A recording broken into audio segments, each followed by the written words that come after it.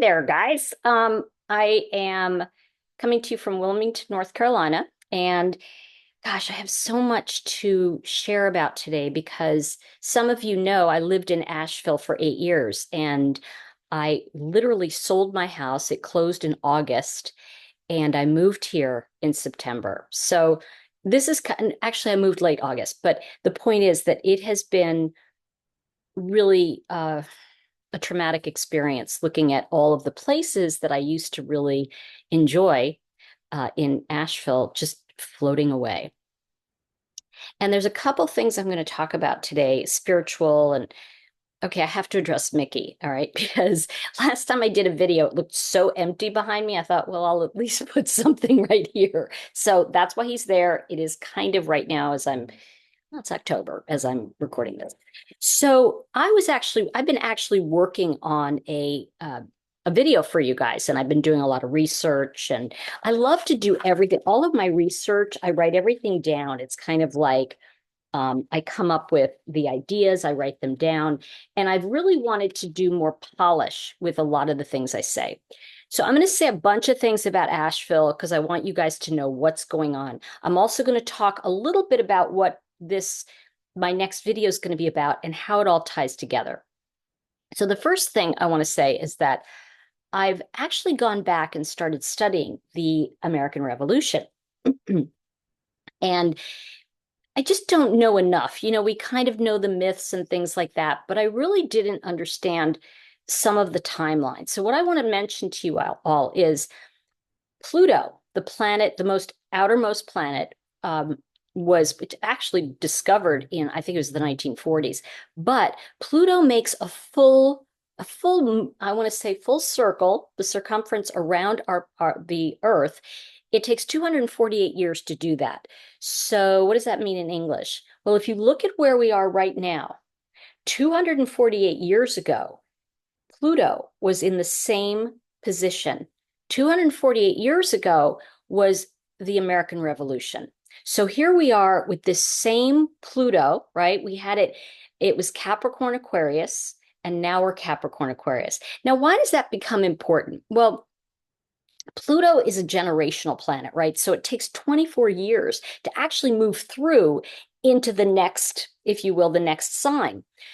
So what becomes important here, and I've been saying this to friends, oh yeah, I said we're heading into a revolution, World War III. Because if you think about it, when we I want to say during the American Revolution, a lot of people think, oh, 1776, we just signed this declaration and that was it, and we were free. No, the war actually went on for almost 10 years, which makes sense where Pluto was moving in that place. Now, I want to also underline that the major states, you know, America only had 13 states when we started, right? So if you think about it, it's kind of everything from Rhode Island down to Georgia. We really didn't recognize Florida and some of the other southern states. So think about it this way.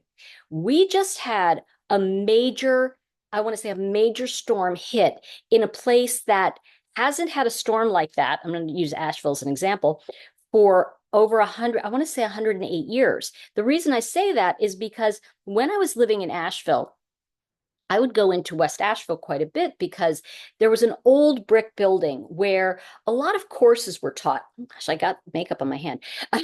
So a lot of courses were taught in this location. And one of the things that becomes important there is I remember walking in one day and of course it was near the train tracks, and I went, oh, that's interesting. What's that white line? It says, it says 1916 or 19, whatever I think it was 1916. And somebody said, oh, and it was like 10 feet tall. They said that's the line of where the Great Flood of 1916, that's how high the waters went. And I was like, oh, it was pretty high. And I was like, wow, yep, all of this was underwater. So when we talk about the 100-year flood, it's really not that surprising that it would happen in this 100-year cycle, right? That said, everything was showing pictures of the Biltmore. But this one thing that I want to share with you is that The Biltmore was not, that was not the mansion. That's the village, which is like, if you can imagine, the village is here and the house is way up. So the village itself is a low-lying area, and so it floods every time there's a major rain. So I was kind of callous at first because I was like, why are they just showing Biltmore Village? It always, floods, and it's at least a foot or two, and it recedes within a day or two. This was nonstop. And every time I looked at it, I was going, that's weird. And it went higher and higher and higher. And one of the original McDonald's was right there and it was wiped out. So part of what I want to share with you is that when I looked, finally, they were showing pictures of West Asheville and some other places. And they showed that building, the building I was just telling you about, the brick building. And it was like, I was like, where's the white line? And I realized that the floodwaters had gone over the white line, and the floodwaters were actually higher than before. So there's a lot of conspiracy theories. There's a lot of things going on. I'm going to mention some of them, not necessarily believing or not, but there are things that where it's suspicious. And some of the videos I've really enjoyed have been the ones from the as they say, hillbillies, and they call themselves that, from Appalachia. They're in the mountains, they're there, and they've lived there for generations, and they tell you what's going on. I mean, those are the people that will tell you flat out, this is what's up. So I kind of try to listen to them a lot when they're doing these videos and stuff. But I have to tell you, first of all, I feel this horrifying feeling about Asheville. Like, that town is built on the tourist trade. Now, this is going to be years before they can build it back up. And there's a couple things that are important here. First of all, as I mentioned, I sold my house and moved. But I want to tell you, the irony is my house, at my old house, and the house next door were not touched. They're like, there are trees everywhere in the street. And I did message a few people and say, hey, are you guys okay? What's going on? And they're like, we're okay. There's just no power and all that. And it really hit me because I realized that, had I waited, by the way, my realtor wanted to wait. And I am going to talk a little bit back and forth here because that's how I talk and that's how my thoughts come together. And I think it's important to say my realtor was going away, and she said to me, can we just wait a few weeks before we put the house on the market? And this was in July, and I said, no. She was like, what? I said, it has to go on the market that day. I want it on that day. It absolutely has to go on that day. And it was like, okay. So we put the house together, and it took me forever to get rid of a lot of junk. And anyway, we put the house, what they wanted to do was just, start the house on a Friday. And I said, no, I want you to do a coming soon. She said, we don't do a coming soon at that realtor. I go, we're doing it. And I want you to put it up the night before and just say coming soon, and it opens tomorrow. Right. So they put the pictures up, coming soon, open tomorrow. And there's always now on this thing that says you can make an appointment, anyway, by that night, we had a couple appointments. The next day, the appointments were like back to back. And the second people that looked at the house bought it. So it was like second day, it went into due diligence and all that kind of stuff. So it took, they wanted it fast. So in North Carolina, there's a law that, your inspections and your due diligence can be up to 30 days. It's 30 days. Like in California, it's 10, probably most places. But in North Carolina, it's 30. So they wanted it in 10. They were urgent to get in there. And I was like, oh gosh, I got to pack stuff. And literally, we closed on August 10th. And I was on my way to Wilmington that day or the next day. I'm trying to remember. I think it was, the 10th I left. So the point I'm making in all of this is that people were like, oh my gosh, you are so lucky. And I'm like, there was an urgency I felt. Like I felt this feeling like I had to go. Like it was just, and I felt the same feeling when I was living in Los Angeles. It was like, I've got to go now. And sure, it was like 2 years before, but when COVID hit, my studio, I would have been have gone bankrupt because people come to a studio, they don't like phone it in, you know. So that was a big thing as well. And I've been feeling a lot of very, very strange energy. And so I want to talk about Pluto for a minute, although I've got a longer video, so I want to go, that's best left for another day. But I am going to talk about it just a tad because it's very important at this time. So just to give you the idea that Pluto in Capricorn is very structured, right? So it's also questioning structures and beginning to tear them down.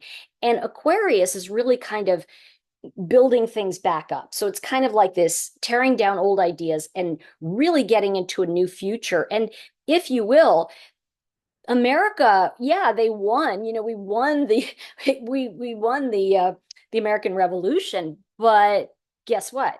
We didn't know what the heck to do. We didn't have the resources that were basically there before. There was no real government. I mean, we had a small constitutional republic that was kind of formed, and the whole point I'm making is that the original Constitution was written in 1776 by Hamilton, and he did it like, you know, and there were a lot of things they ended up editing out because the founding fathers didn't want in that Constitution anything that attacked the crown because they felt like they didn't want to attack their enemy, if you will, but because they felt like this wasn't about them. It was about us claiming and reclaiming our freedoms and our own lives. So it was really about freedom and not about what they were doing. So the fight between if you will, us and them. Just so you know, the Americans, were called patriots, and then the people who were for the crown were called loyalists. Now, I want to tell you something that a lot of people don't know. When we wanted our independence, did you know that there were about 40%, 30 to 40% of, if you will, the colonists, because they weren't Americans yet, the colonists who were pro freedom, right? And almost 40% were pro crown. They wanted to stay loyal to the crown. And then there were almost 30% that went up to Canada. Now, that's why Canada is not all French speaking, because there were a lot of English speaking Americans that went up there during that time. And so it influenced a lot of what was going on in Canada. Now, cut to today, right?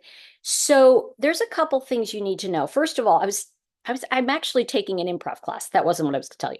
So it's kind of fun, and we throw out ideas, right? And I said rock hounding, and everybody went, "Is that a thing? What is that?" I said, "Oh, that's when someone goes in and mines like gems. So it's like amethyst, diamonds in some places, gold, different I want to say different things we can get from the ground in those locations."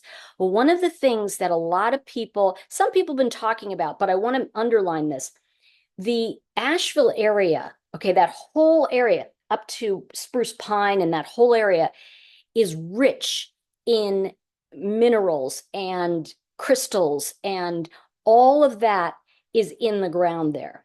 But the thing that a lot of people don't know is that it's also very rich in lithium. Now, years ago, it was like an antidepressant. It's basically a form, it's kind of a salt, but it's very, I want to say, I don't know how to say it, but it's malleable. Okay, the point is, lithium is used to make our batteries. Think about it, lithium batteries. It's used to make a lot of the components that go into the things we use today. Now, we've been in trouble because China has been making all of our parts, if you were our components to things. But lithium is the most valuable right now, the most valuable commodity we have. Asheville and surrounding areas sit on a bed of lithium. Okay, so I want to say that to you because I think it's very important that we really get the importance of how valuable that land is. And when you look at that, people, and there have been a lot of different places where, you know, corporations have come in and said, we want to buy this town, and the people are like, no way, get out of here. So the thing that a lot of the people who are talking about conspiracies and things like that right now, I am going to get back to Pluto, is in Asheville, is that this is very strange. We haven't had this kind of weather in over 100 years. And how did this really happen? Well, a lot of people can explain it scientifically, but what I am going to tell you is I I have some friends that know people, the thing about Asheville and about the South in general, you can't hide things from a Southerner for long, okay? Because Missy is going to tell Gertrude, who's going to tell Gretchen, who's going to tell me, and who's going to tell somebody else, because that was the only way we used to communicate years ago. And in the Appalachian, that's how it was. So as I say this to you, take it all with a grain of salt, do your own investigation. It's not necessarily right, okay? But what's interesting is that I was I know this woman, but I also saw a video she did, and I was like, she was at, and I'm paraphrasing, so bear with me. She was at the airport and they had flown in, I guess four different FEMA people flew in on an airline. It was a private jet. They flew in and they were meeting some of the people on the ground.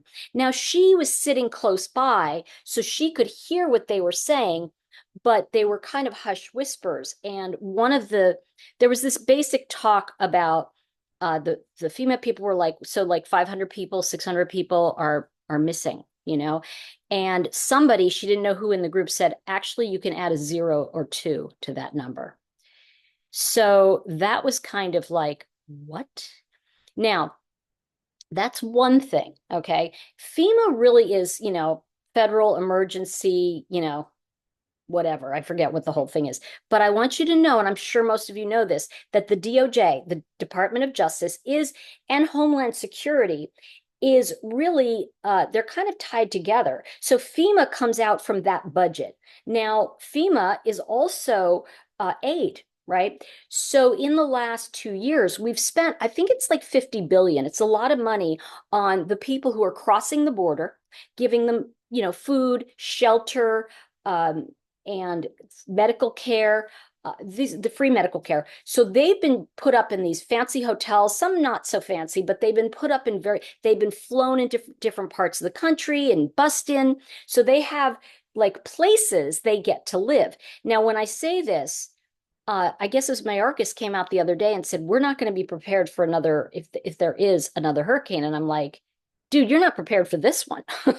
So I just started to get really mad because I felt like, American people are paying these tax dollars, right? And these tax dollars are not going to Americans. There are people starving in Appalachia. There are people starving in these cities, and some are worse than others. A lot are cut off. When you cut off the Highway 40, which is kind of, just so you know, the 40 is like this. I mean, it's not a straight and narrow road. You get on a highway or freeway and you're just woo-doo-doo. It's not like that. You're going like, and to go like 60 on that road, I mean, I think it's 55, but to go 55, you're like, it's like taking a roller coaster. So and I'm talking between Tennessee and Asheville, that is like the scariest mountain road ever. So to lose part of it is like kidding, right? So the thing is that is not a route into Asheville. Now, as I say this, there's just a lot of things that are going on there. Now, I know Kamala sent each person $750. Now, I need to say to you, I think that's a slap in the face. And I don't care who sends it, okay? It's still a slap in the face. And I was like, are you kidding me? The migrants are getting more than that. And so, look, the point I'm making is that if you go back to our original the founding fathers, why did we want to break from England? What was the thing where we wanted our freedom? Why? Because it was no taxation without representation. So they're taxing the hell out of us. Excuse my language. They're taxing us up the yin yang right now. And they're giving all the money to people that aren't even Americans. Okay. Now, I say this because, and I want to be very clear, this isn't like a diss against anybody, but it's like, why are we paying dollars and our fellow citizens are suffering? They don't have enough. Now, what was happening was the same thing with England. They were taking a lot of the money, a lot of, I want to say a lot of goods out of the colonies because we were a country rich in being able to plant. We had good soil. We had, there's so many things we had that were being taken and sent over to England, and we were also taxed. So you have to understand we were losing a lot of our supplies, and we were not bearing the fruit of our own labor. And we were also under a justice system that was unjust. Because what they were doing and what they could do in England was they could like decide that you were a traitor and you had to go up on trial. And guess what? You didn't win because they had rigged it. Because if a colonist said anything against the crown, they were considered traitorous, and then they went up against the justice system. Now, if we look at that and we cut to what's going on with Pluto 248 years later, and I'm going to give you the degrees, as I said, it's best for another time. If we look at the jump over to where we are now, that's what's happening. It's a very similar thing. It's no taxation without representation. We're not getting the supplies into these people fast enough. And there's all kinds of rumors about people, saying turning back help and all this kind of thing. But here's the most important part, because people are like, why didn't they leave? And I'm like, dude, when it comes at you, it comes at you. And it's kind of like the fires in California. If you think about it, these are not just like fire, these are like wind fires that come up the mountain, 2000 degrees, okay, about 2000 degrees. They fly up so fast that, you think, oh, why don't you just jump in the pool?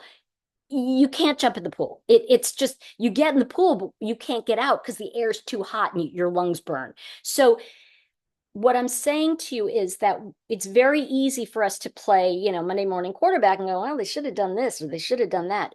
We don't know what people will or won't do. Our mind is not normal when we've been through any kind of trauma or any kind of war. Look at our war veterans and what they've been through. We are not taking care of our own at the level that I feel we should. And that's kind of where I'm coming from. So when we look at what was happening, and it's I've got to tell you, when I go through the history a little bit, you're going to get how Pluto is paralleling exactly where we are. So two things I want to say. This is a book that was written, it was Thomas Paine wrote it, very short, but it's the origin and design of government. And it's called Common Sense. Now, what's interesting about this book is that I've got to tell you, a lot of the patriots and, the militia, if you will, they were kind of like, they weren't organized. This wasn't like, oh, great, we've got nice uniforms and we're going to go. No, they were like farmers. These people were not ready for war of any kind. And a lot of them wanted to just go home. And there was a lot of disparity and a lot of sadness that these are people that were fighting for their freedom, but they didn't know. Listen, we didn't have cell phones then, okay? But Common Sense was actually written by Thomas Paine. The importance of it is that it inspired. It was such a little pamphlet, and it had it was wide read. It's probably second only to the Bible, but now we had problems during that time because our leaders were problematic, meaning King George III, he just wanted to squelch this whole thing, shut the colonies down. Like he wanted to imprison people that were against the crown, that were not loyalists. So if you were a loyalist, then you were fine. If you were not a loyalist and did not step forward, they put you in prison. So this was like, there was no, we had no right to protest. That didn't exist at that time. In fact, if you think about it, the First Amendment says, freedom of speech. That was why it was there. That was what happened, is that people could not speak their mind without fear of their government retribution. So that's exactly what we're talking about now. And people say, what's that First Amendment about? Well, if you speak up to certain people, you're going to get in trouble. And listen, nobody can, whoever you're for or not for, political or not, you can't help but see how there are entire swaths of people in the country who are not represented. So when we look at that, they are allowed to speak against their government. And that is allowed. But the thing is that there are factions that are trying to shut that down. So that said, that brings up the Second Amendment, and I'm not going to go past this today. But the Second Amendment, our right to bear arms, was with a well-organized militia. And that's exactly what happened during the American Revolution. We formed militias to combat the overreach, if you will, of the British government at the time. Now, remember, King George III, he was the monarch. He was the one who ran everything. And I would say he probably wasn't the most easygoing guy, all right? There were a lot of people during that time that were very influential. So let's come to today. And people are saying, I hear a lot of people saying, well, my vote doesn't count, or, it's just, we got to get rid of this.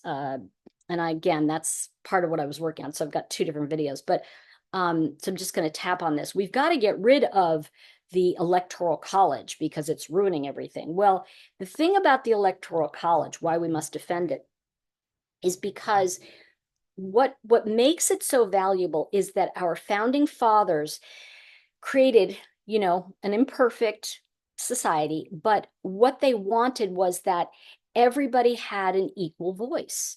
And you say, well, equal, that's not equal, because California is, they'll have a bigger vote, and, Rhode Island may only have lesser. But the reason that all of that comes down is that the popular vote is really within the state.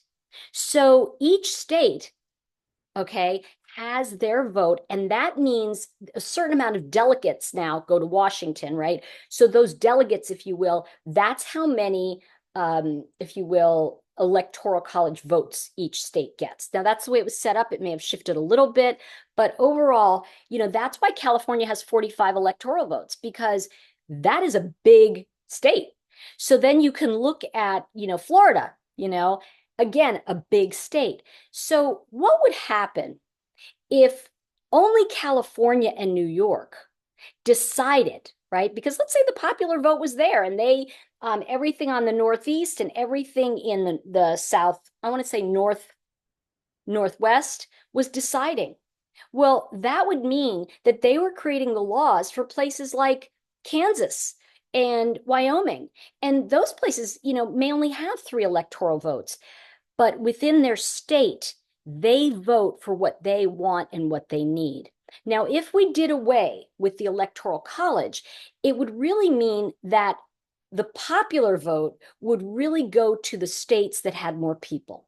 So the people that had less people, the states that had less people, they wouldn't ever win. Their voice would never be heard. So when people say to me, and I was walking Gavin and I saw, a young person, and we were talking, I said, are you voting? And they said, why?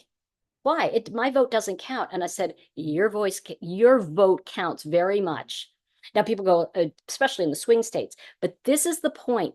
Your voice is valuable because it can tip your state into being eligible in the Electoral College. And the reason the Constitution and the Electoral College gives us that balance is so that no one voice will overtake another, that no one can say, this is it. Now, a lot of people say, oh, well, it should be fair. We should all vote, the way we want. And I'm like, we do vote the way we want. Yeah, but what difference does it make? Because I'm not going to have a voice. I said, no. Some of these elections have been decided by 100 votes. Your vote matters. What if your vote and 99, 100 other people went and voted? What does that mean? And my father used to always say to me, and I'll say this again, and I think it's important, never vote for yourself, vote for your country. And so that's what becomes important. I was eating a cracker for. That's what becomes important in this entire conversation. Now, Dan, okay, sorry. Maybe I'll just put lip gloss on and that's it. So the most important part of all of this is that when we look at what's happening in Asheville, and we look at what's happening in some of these smaller towns. I'll give you an example, Chimney Rock, which was just devastated. Chimney Rock was a sweet town. I used to love going to it because it just had these sweet little, Western type stores, and it was always fun. And it has been leveled. There's just, no, they can't do anything. There was a meeting with some of the federal people and some people from town and just different, representatives. And their idea with doing, kind of rebuilding is to level the whole thing. They're going to bring bulldozers in and just level everything. And what one woman was saying was, wait a minute, I'm sorry, I got to move my leg. I'm sitting on my foot. There are people buried under there. There are people we haven't gotten yet. We can't get them out. And they were like, well, we're never going to get them out. So basically, they're going to just bulldoze Chimney Rock. Now, again, take everything I'm saying with a grain of salt because we're hearing it second or third hand, but the government is lying to us, guys. That's the point I'm making, is that you are not getting the full truth, nor am I, because so much money has already been spent, if you will, with all the boarding crossers, and they're giving millions, billions to Ukraine. I think somebody said we're giving another 50 billion or something. Maybe it's 50 million. The point is that why are we giving money to Ukraine? And the thing is, it's insane. We've got three wars that are like brewing. We've got Taiwan and China. We've got basically Israel in the Middle East, and then we've got Russia and the Ukraine.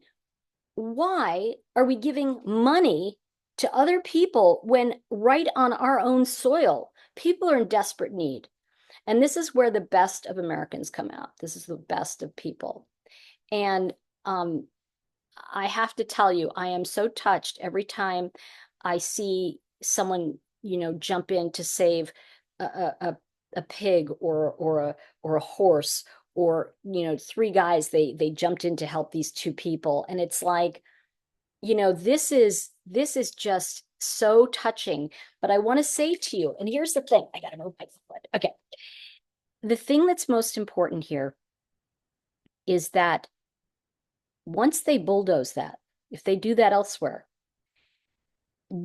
that is then sacred land. That is grave land. That is a place where you're basically you're creating a mass grave. And that is scary to me, because then it opens up the idea that they can go in with big drills and get the lithium right out. So there's a lot that, conspiracy theories and things like that. I always laugh. I go, well, yeah, conspiracy theories, they're starting to be true. And, it's funny. Many years ago, I think some of you remember the National Enquirer. We used to call it it's a rag at the grocery store. And basically it was like babies with big heads, all these kind of crazy stories. And you go, okay. And then it would say, Robert Wagner had an affair with so-and-so. And for those of you who don't know, he was an actor many years ago. Anyway, so it would be like so-and-so is having an affair, or, Liz Taylor did this, and it was like, ooh, but we were like, these are just lies. Well, most of the time the Inquirer was being truthful. And the funny thing is that the more outrageous it was, people would go, oh, that's not true. But, we found out later, a lot of what was said was true.